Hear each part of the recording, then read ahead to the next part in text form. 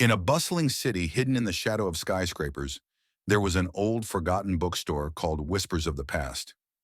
Its owner, an elderly man named Elias, had run it for decades, but few people came anymore.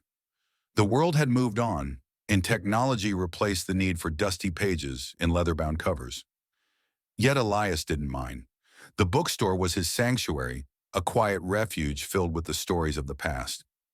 One rainy afternoon, a young woman named Mia stumbled in, drenched from the downpour.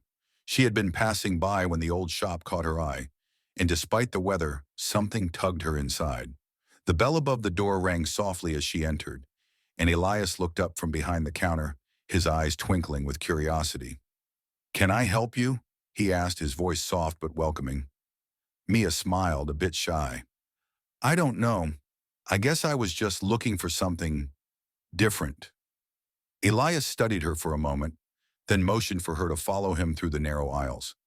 The shelves were lined with forgotten tales, each book waiting for someone to discover its magic.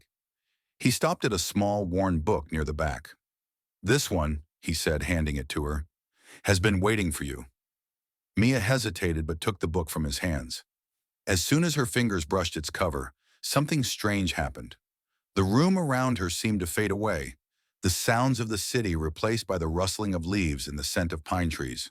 She looked up, startled, only to find herself standing in the middle of a dense forest.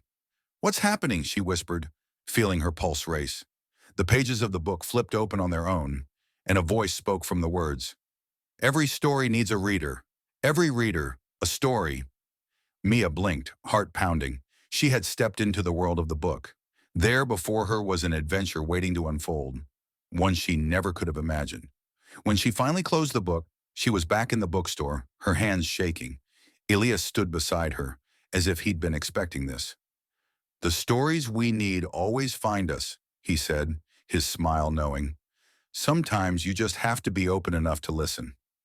Mia left the bookstore that day with the book in hand, but the world around her felt different, full of possibilities. She knew that the next time she picked up a story, it wouldn't just be words on a page. It would be a doorway.